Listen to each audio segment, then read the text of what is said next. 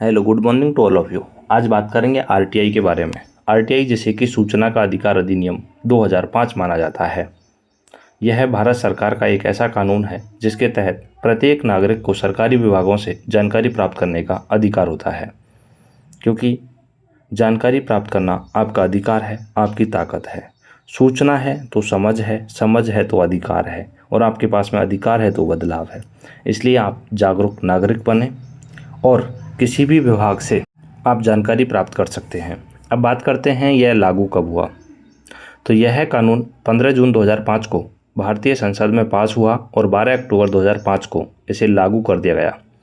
वैसे दुनिया का सबसे शक्तिशाली कानून माना जाता है इसे। अब बात करते हैं कि साहब जो आरटीआई है उसका उद्देश्य क्या था। तो आपको ध्यान रखना कि साहब भ्रष्टाचार पर रोक लगाना, इसके अलावा जनता को सशक्त बनाना, लोकतंत्र को मजबूत बनाना और साथ के साथ नागरिकों को उनके अधिकारों के प्रति जागरूक करना आरटीआई के प्रमुख उद्देश्य होते हैं।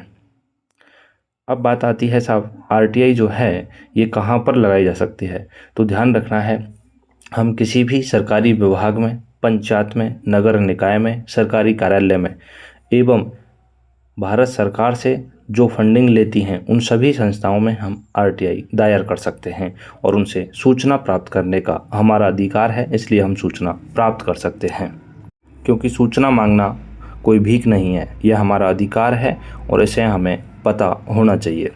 अब बात आती है साहब आरटीआई का उपयोग हम कहाँ कहाँ कर सकते हैं। तो आपको बताया जैसे कि ग्राम पंचायत लेवल पर आप पंचायत में जितना भी आय व्यय खर्च हुआ है, आपके सरपंच ने कौन सा रोड बनाया है, कितने कार्य स्वीकृत हुए हैं, कितना भुगतान ठेकेदार को किया है, उन समस्त योजनाओं की जानकारी आप आरटीआई के द्वारा प्राप्त कर सकते हैं।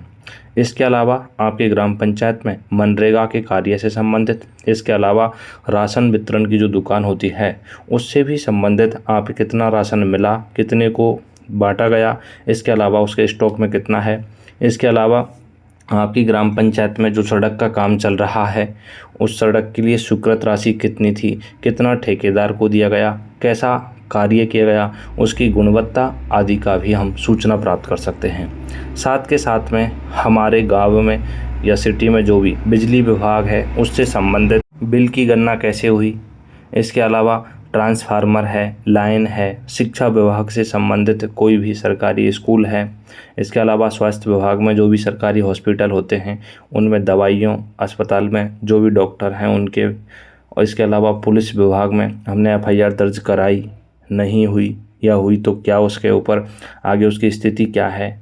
इसके अलावा भी हम विभिन्न रेलवे विभाग है, उसके अलावा बैंकिंग सेक्टर है और भ्रष्टाचार से संबंधित शिकायतें वगैरह जो हैं, इन सब के बारे में हम आरटीआई लगाकर जानकारी प्राप्त कर सकते हैं।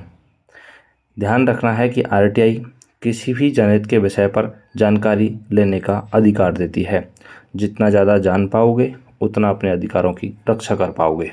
ध्यान रहे किसी भी निजी संस्था पर हम आरटीआई का उपयोग नहीं कर सकते।